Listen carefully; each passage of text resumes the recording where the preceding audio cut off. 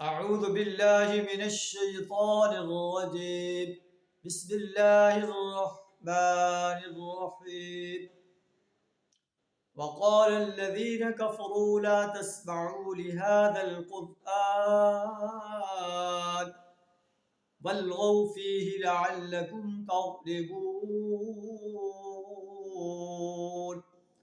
فلنذيقن الذين كفروا عذابا شديدا ولنجزينهم أسوأ الذي كانوا يعملون. صدق اللہ العظیم. نبی صلی اللہ علیہ وسلم قریش مکہ کو قرآن سناتے تھے.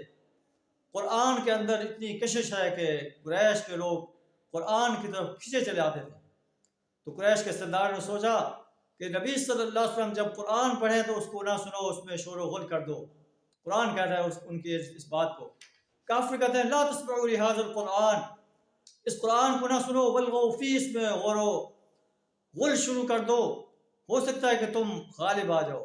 اللہ کو پتہ ہے کہ ہم ایسے انسانوں کو عذاب شدید چکھائیں.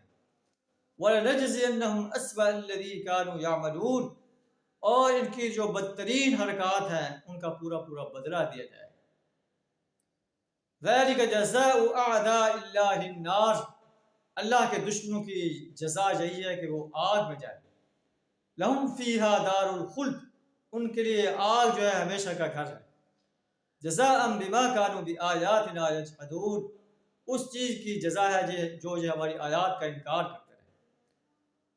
کافر کہیں گے اپنے رب سے ربنا ارنا الذین اضلانا من الجن والانس، اے اللہ، اے ہمارے رب ہمیں وہ لوگ دکھا جنہوں نے جنوں اور انسانوں میں سے ہمیں گمراہ کیا.